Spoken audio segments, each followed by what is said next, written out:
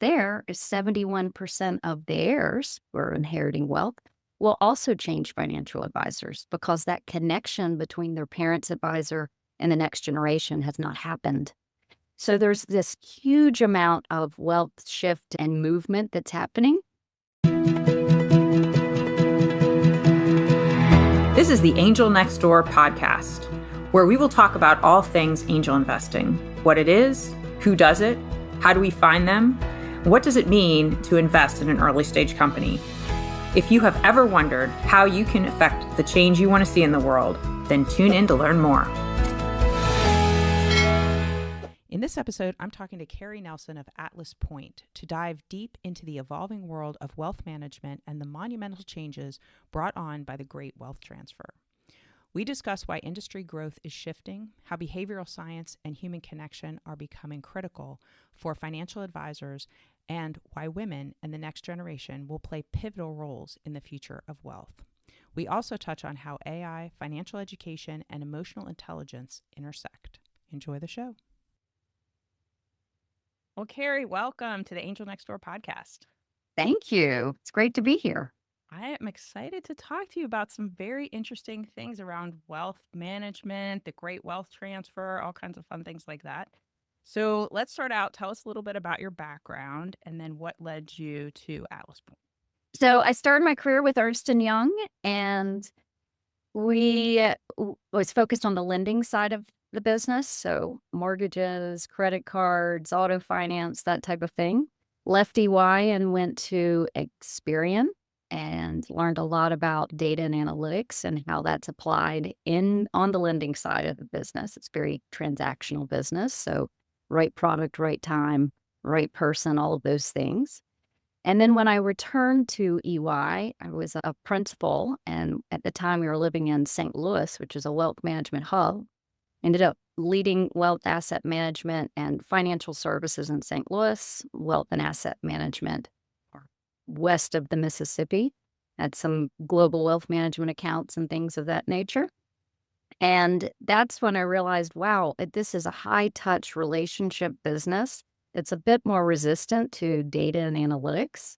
So pulling from that background, that was always very interesting to me. How can we really help the financial advisor and bring more insights to this industry so that you have a deeper human connection? And then I went to Edward Jones, who was one of my clients, and that's where I got a real first front row seat on some of the big industry challenges around organic growth. This industry has been growing for some time through mergers and acquisition, or a lot of the firms are following market performance very closely. And have a firm's own ability to really attract and retain clients. That's what we think of when we say organic growth. That's been quite limited in the industry. And the wealth management industry, depending on which research you're looking at 2 to 5% organic growth, which is really low, certainly not double-digit growth. And as more PE is getting involved in this industry, private equity is going to want to see return on their investment. So organic growth is going to be a really big deal as we move into the future here. So Atlas Point, I started Atlas Point really to help financial professionals and their firms drive growth differently. And a lot of that gets down to that human experience that's at the core of organic growth.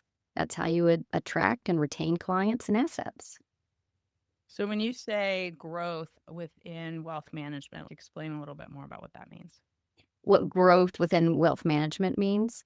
So it means like growing clients and assets. There's a huge opportunity in wealth management right now because there's giant wealth transfer that's happening, big shift. Yeah. And again, depending on which article you're reading, 84 trillion or 124 trillion by 2025 changing hands. And that, as it changes hands, its first 40% of that will go to widowed women first, foreigners to heirs. And if we look at that population of women who will be in 80% will either change advisors due to death of a spouse or upon divorce. And the reason they're changing advisors is because they felt unheard, left out of the conversation. They've been maybe perhaps the quiet one in the conversation. most widows will turn to their oldest child and say, where should I go for financial advice? And then challenge there is 71% of the heirs who are inheriting wealth will also change financial advisors because that connection between their parents' advisor and the next generation has not happened. So there's this huge amount of wealth shift and movement that's happening. On top of that, the number of financial professionals, experienced financial professionals, is shrinking. So if we look at the number of FA or financial advisors as a whole, maybe it looks stagnant, about staying the same, but that's because of so many young people coming in. When you look at the seasoned advisors leaving, it is staggering, the number. And McKinsey recently had an article that by 2035, we will have a shortage of about 100,000 financial advisors. Wow. Huge, right? Yeah. In this digital age where people are going to be more self-directed, and we'll have a lot of folks who are more self-directed and leveraging technology and AI, but there's still going to be a need for that personalized, steady hand, human interaction and advice.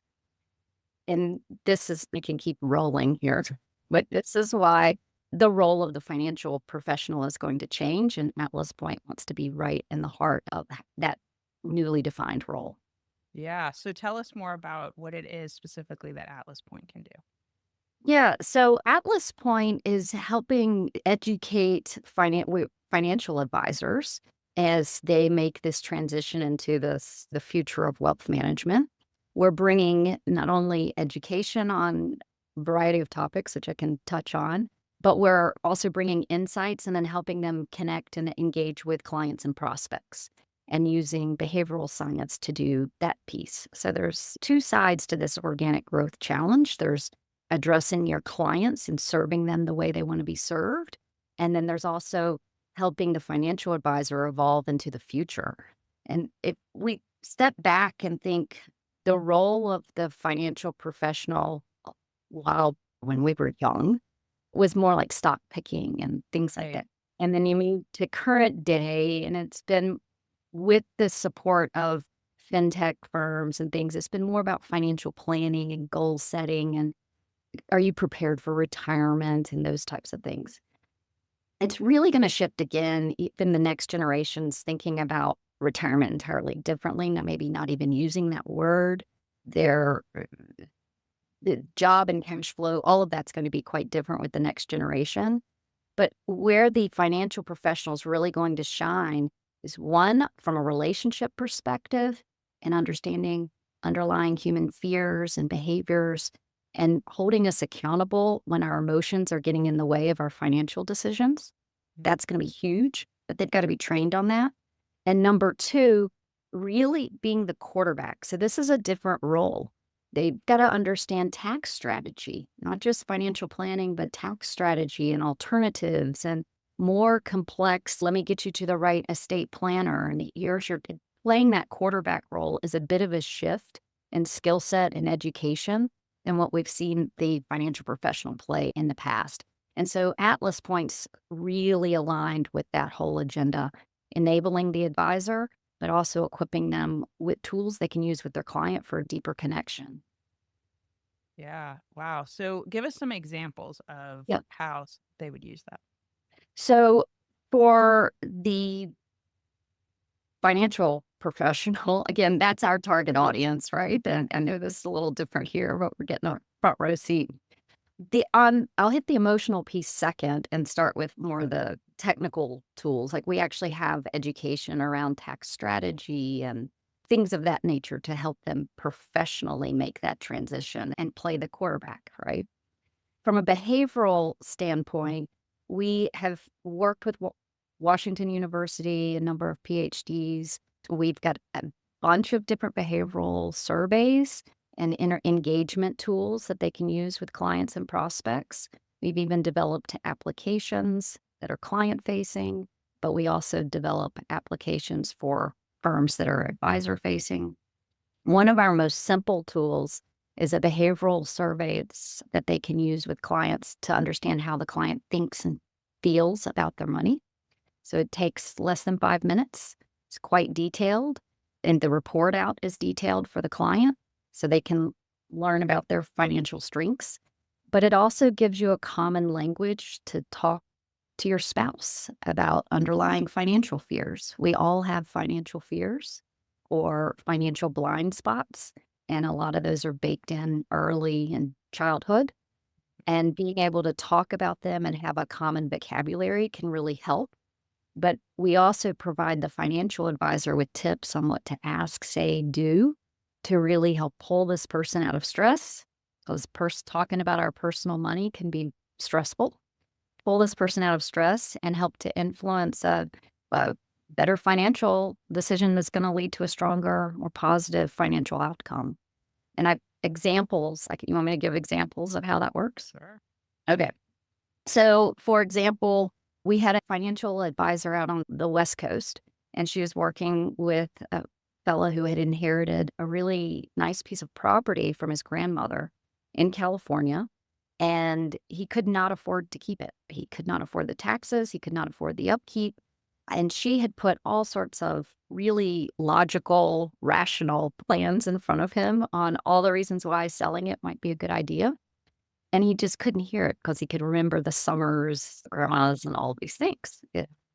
So she had him take financial virtues, which is one of our surveys. He was able, top of the list, endowment bias was one of his key blind spots. And for the advisor, it said with an emotional bias like this, more and more information is not going to help him. Emotional, so ask an open-ended question. So we gave the tip of ask, what would he do if it was a lump sum of cash? And so she asked that question, and he was like, oh, I've always wanted to live in Colorado, and I wanted to do this, and starts to just think through it all very differently, ultimately decided to let go of the property and redirect his focus and energy. So that's an example. There's illusion of control. You might see this with somebody who, I'll give an example of a surgeon or someone who's just knows their content so well. You're in the operating room, they are the expert. And the idea of being able to apply that same level of expertise to your finances can be an illusion of control bias. And so an advisor being in the mix and understanding that can provide information to help that person move forward. So those are a couple of examples. I have a very personal example with that one when we were in the early days of developing one of those surveys. I used it with my own husband and advisor because for years I felt like my husband, who's also in the industry, we like to eat our own cooking. It's kind of funny. I think doctors see other doctors and lawyers get other lawyers, but in the financial professional realm, a lot of financial advisors do not seek a financial advisor. They do it themselves, which is really funny. Like, why not eat your own cooking? So we have a financial advisor in part. It's almost like a financial therapist for our household, but also recognizing that even though we really understand this industry, we bring a lot of strengths to the table, we each have cognitive and emotional biases that get in the way. And that third party can help in those situations. The challenge with our relationship was that when we would go to see our financial advisor, I felt like my husband's agenda was getting on the table each time because he'd send a bulleted list of these are the things we're going to cover. And then I was there. I very much understand what's going on. I've been in this industry my whole career, and I didn't feel like I was being heard or that my agenda was getting on the table. So that was part of the genesis of financial virtues, actually. If that was happening to me, who else is feeling unheard? Because we believe, and I'd say Scott's my husband, anything happens to you, I'm changing advisors because this guy is not listening to me. And it's not working. So we brought financial virtues to the table, and what we found was that all three of us have different underlying risk, the way we perceive risk. We had very different ways of talking about financial fears. There were different, just the way we think and feel about money. You had three people at the table, and all three of us had really different ideas. And so it gave us a common language. And to our financial advisor's credit, Within 2 meetings, he had changed how he talks to me, followed the prescription, if you will, asking certain questions, presenting certain data. My agenda got on the table, and then the most amazing thing happened. My husband's a distributor, and I prefer consolidating and having more of a holistic view. And that's like music to a financial advisor's ears, right? So that was a way to start consolidating some assets and move forward from there. So it can be a game changer when the advisor is really using the same common language and can help a couple, and it helps the couple too, to be able to use a common language around financial fears, things of that nature. I just think this is so interesting because money mindset, the emotional charge of money, and the ways that people think about it. And in some cases, they might think about it and think, well, other people think this way. That isn't really true. Not true. And that's one of the things, that's part of the education for the advisor too. One of the places we start often is, look, we all have financial strengths. Everybody does. For most people, when you're talking about your own personal finances, there's a tendency to get a little stressed. It's more personal. You dig your heels in and you're less flexible to change. And so again, a reason for a third party or a financial professional who should not be in that stress state, right, needs to move in the direction of the client and help pull them out of stress and pull them to overcome those blind spots and be able to make a really better financial decision. And that impacts outcomes and performance, period. There's great science around that.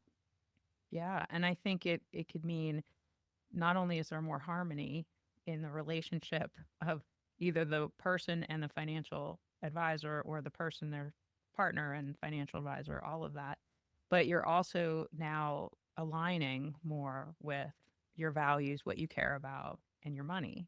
And I Totally. think if when you start to do that, that some of that stress, some of that emotional charge of it starts to dissipate because it's like more is out in the open. You're talking about the things that you'd like your money to do for you.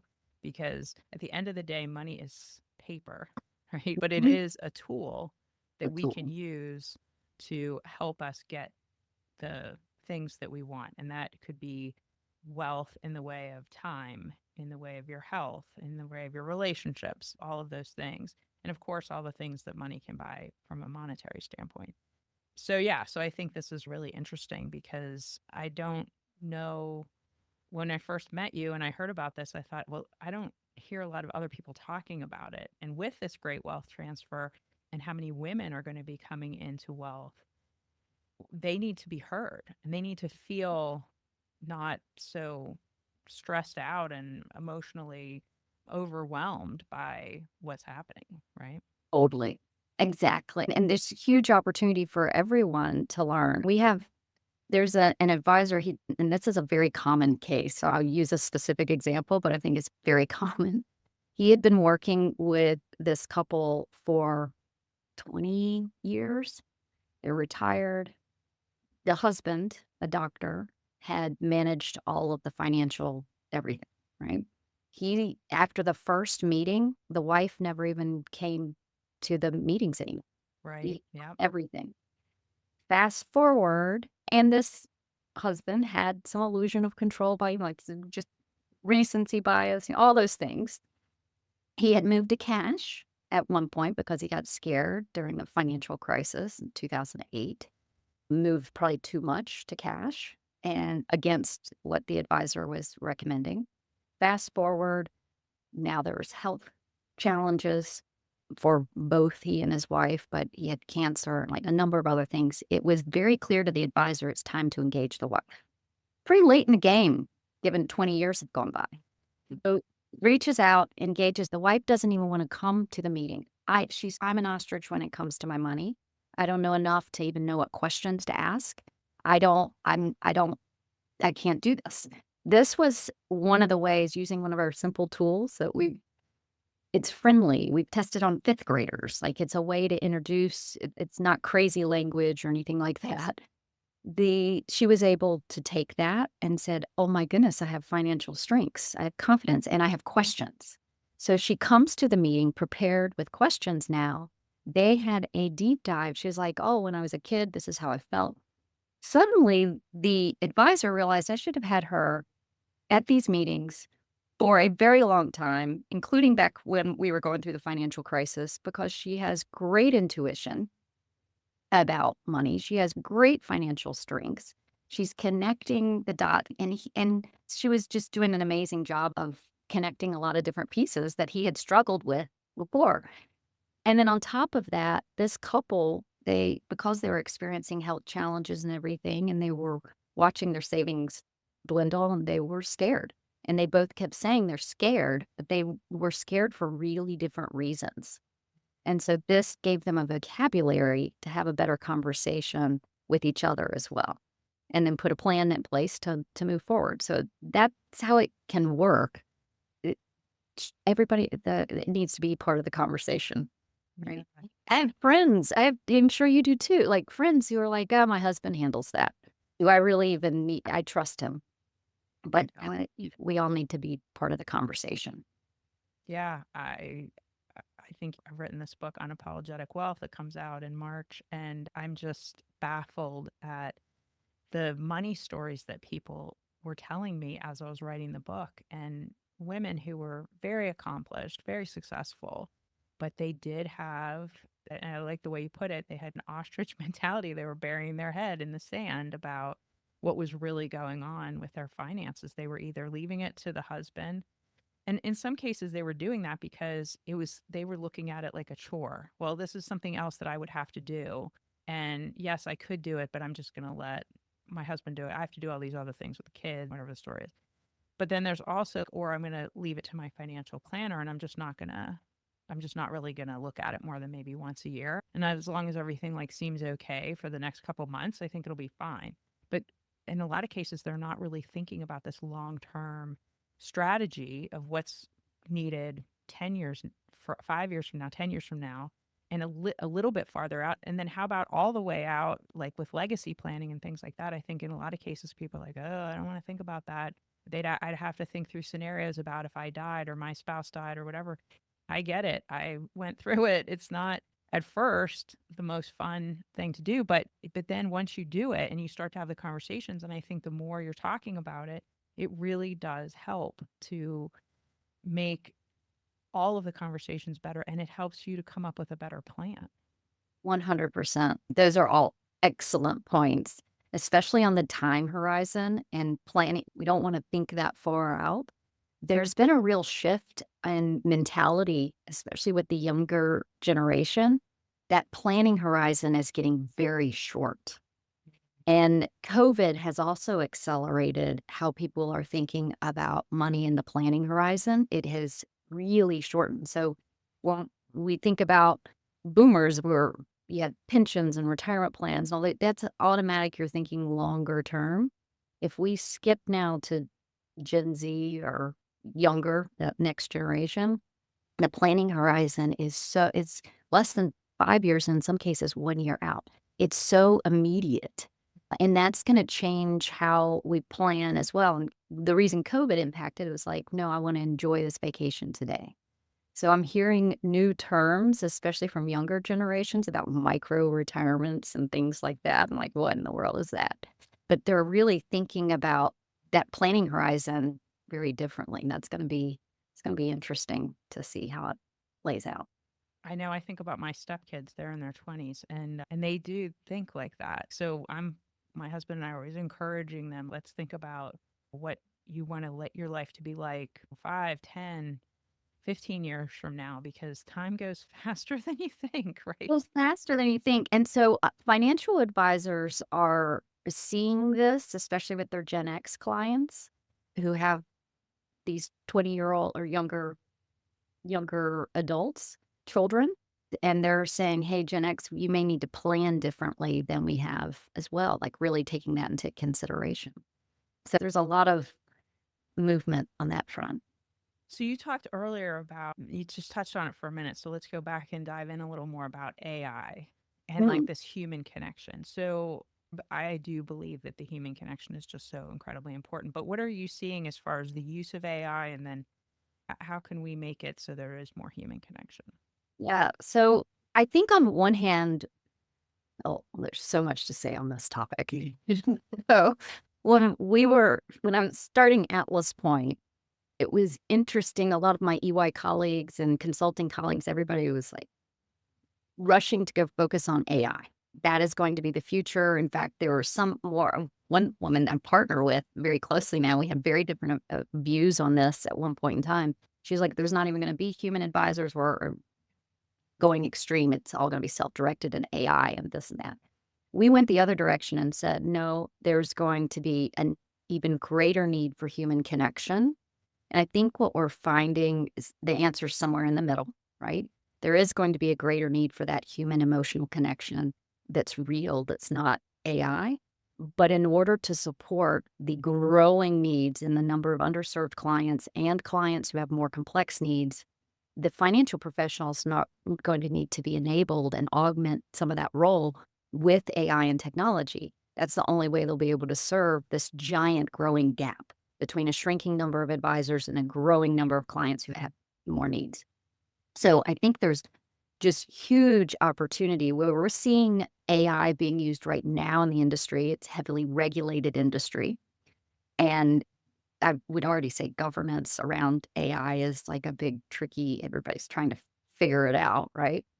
AI is clearly being used for note taking, and that's creating a ton of efficiency for the advisor. That's just the beginning. And you can see already how those note taking apps are starting to get into more meeting prep. Again, a lot of heavy focus on creating more efficiency, giving the advisor more time in the day. Where we want to focus is making those interactions with the client more impactful. And that's a different way to think about using AI. So how do we create the strategic business plans for the advisors, leveraging AI and a number of different things like that? I think that there's so much compliance and risk around all of this too, sensitive data, the amount of work as a wealth tech firm that we have to go through to make sure PII is protected and all of those things. And now we're in this world where you can drop anything into AI and oh my goodness, it's out there, right? And I think a lot of firms haven't fully gotten their arms around what are all the AI tools that their employees are using and how are they using it and how are they monitoring it. And that's one of the big risks for privacy, for intellectual property, for all of those things. And that we haven't figured that part out yet. But it's moving so quickly. It's completely changed Atlas Point and how we are developing products, and it changed our team makeup on a small scale. We're a smaller business, but with the way we can develop now, it changed the makeup of my team. And I think large businesses will have to go through the same thing that we did, where we're like, look, we don't need as many developers full time the way we were because we now can do more on demand. And so I brought the team down and now I'm adding people back. And part of that is because we're going to do more bespoke work because we can now. We just got freed up and we can do more bespoke consulting type application build that we couldn't do before. And so we're adding more talent, but it's a different kind of talent from here. And that's from a small business perspective, small fintech perspective.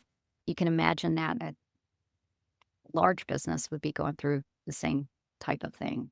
Yeah, it's interesting because as much as you could think that, oh, if you use technology and you had like robo-advisors or however we're going to call them, that everybody could just plug and play, but it's not that simple. Everybody, especially as you get older and you get more assets or you have different assets or things change and there's a divorce or a death or you lose a job or it's medical, whatever, there's complexity, and that complexity is not something that is easily understand or manipulated, right? And whether you're the client and you're having to cobble that together as your needs become more complex, again, why a human becomes important to be the quarterback, or you're the financial advisor and these firms have been investing in efficiency and growth. They know M&A is too costly to grow. They know you can't just follow market performance. So there have been investments made, but the investments that are being made are in a bunch of tools and it's very fragmented. And that leaves the financial advisor having to cobble it all together, just as the client's having to cobble it all together. So we want to be part of that more cohesive solution to make it, yeah, simple. And starts with the human in the middle and then providing the appropriate financial education for both parties.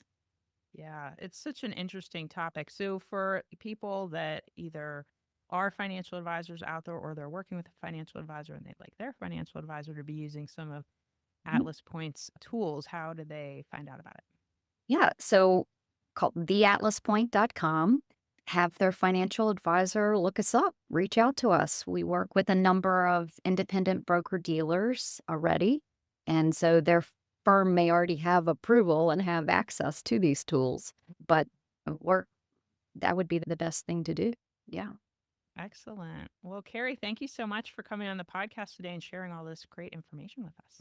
Thank you for having me. This is great.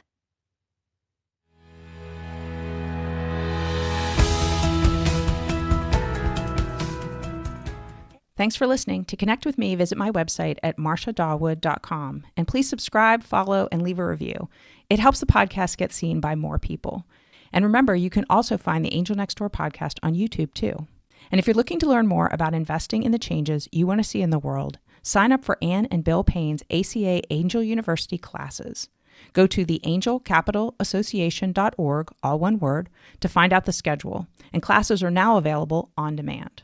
Many classes are offered, everything from angel investing basics, which include fundamentals, risk, due diligence, term sheets, valuations, returns and portfolio strategy, and even a class on group formation. There's even a deeper dive where you can get advanced classes, including capitalization tables, startup boards, and exit strategies. If you're not already a member of the Angel Capital Association, you can become one for a low price that will give you unparalleled access to discounts, free webinars with a huge archive of content, networking opportunities, and much more. We'd love to have you join us. All content for this website is informational and not intended to serve as legal, tax, accounting, or investing advice. While Marcia, that's me, does serve on the SEC Small Business Capital Formation Advisory Committee, my views are my own and not the views of the SEC or my fellow colleagues on the committee. Our speakers and hosts are thoughtfully selected for their educational value, but their opinions are their own and do not necessarily represent the views of the host, me, or the Angel Capital Association, and neither specifically endorse the use of presenters' products or services. Listeners of the podcast should consult their own tax, investing, legal, or accounting advisors before making important financial decisions. All warranties, including accuracy, completeness, and suitability for specific purpose, are disclaimed.